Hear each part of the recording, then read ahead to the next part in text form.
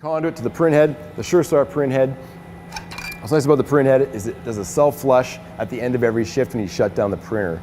So what that does is it cleans the printhead itself and goes back into the system. So when you go to start up the next day, the next week, it's all clean. You're not going to have any problems on that startup.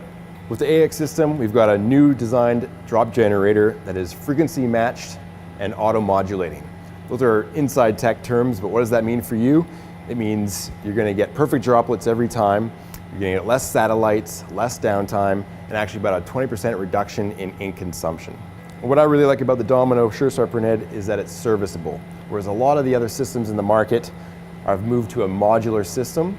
And what that means is if it gets dropped or damaged, you have to replace that entire module, the whole printhead, or sometimes even the conduit as well. That can be very expensive and a very timely procedure.